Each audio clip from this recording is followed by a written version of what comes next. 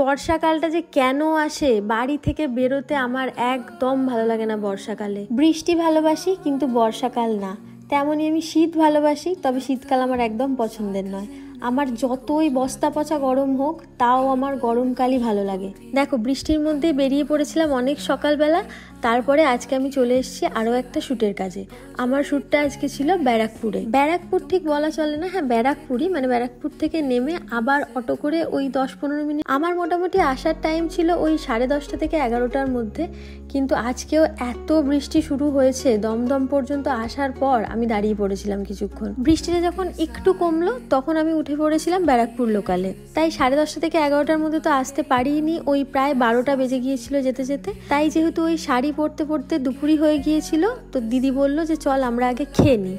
তো খাওয়াতে আমাদের ছিল আজকে চিকেন, তারপরে দিদি একটা পোস্তর তরকারি করেছিল, চাটনি ছিল।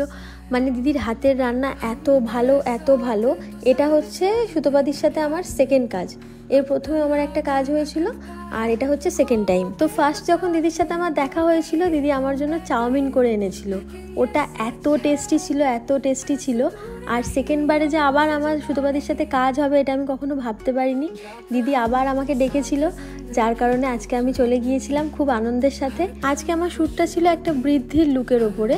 তো দিদি সেই জন্য আমাকে বৃদ্ধির লুকে রেডি করার জন্য একদম মা লক্ষ্মীর মতো একটা শাড়ি চুজ করেছিল, সেটা আমাকে পরিয়ে দিল। আর তার সাথে এই ফুলগুলো এত সুন্দর, যতবার এই ফুল আমি মাথায় লাগিয়েছি গন্ধে পুরো, মানে কোনো পারফিউমের দরকারই নেই, একদম ন্যাচারাল পারফিউম। দেখো, আমাদের কপাল খুবই খারাপ ছিল। তার কারণ হচ্ছে যেহেতু সকাল থেকেই বৃষ্টি হচ্ছিল, রোদের দেখা প্রায় নাই বললেই চলে। আর যেখানে রোদ থাকে না সেখানে আউটডোর শ্যুটে কতটা ভালো ফটো আসবে বা ভিডিও আসবে সেটা একদম ডিপেন্ড করে কপালের ওপর। তাও যতটুকু ওইটুকু আলো পেয়েছিলাম, ওই আলোতেই আমরা শ্যুটগুলো কমপ্লিট করছিলাম। আমরা সকালেই যখন ফোনে ডিসকাস করছিলাম তখনই আমি বলছিলাম যে আমাদের কপালটা এতটা খারাপ কেন, যেদিনই আমরা শ্যুটের কাজ ফেলছি সেদিনই কেন এরকম হয়ে যাচ্ছে। তো কিছু করার নেই, ওটা তো পুরোপুরি কপালের ওপর ডিপেন্ড করে যে প্রকৃতিকে তখন কীরকম থাকবে।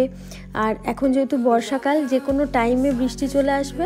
তো 7-5 না ভেবে ভাবলাম যখন শ্যুটের দিনটা এগিয়েই এসছে তাহলে এই দিনেই শ্যুটটা করব। আরও ডিলে করলে আরও লেট হবেই না আমাদের কাজটা করা। তা আমরা কিন্তু মোটামুটি সাকসেসফুল হয়েছি। তার কারণ হচ্ছে এই রোদ বৃষ্টি এই সমস্ত কিছু মিলে আমরা যে এত পরিশ্রম করলাম সারাদিন, খুব ভালো ভালো কিছু শট এসেছিল। আর দিনের আলো যেহেতু প্রায় শেষের পথে ছিল, তাই আমরা ইনডোরেও কিছু শ্যুট করে নিলাম। যেটা বেটার হয় সেটাই থাকবে আমাদের কাছে। আর প্রতিবার এটাই হয়, আমি খেয়ে দিয়ে উঠে তারপরে এই সমস্ত শ্যুটগুলো করি।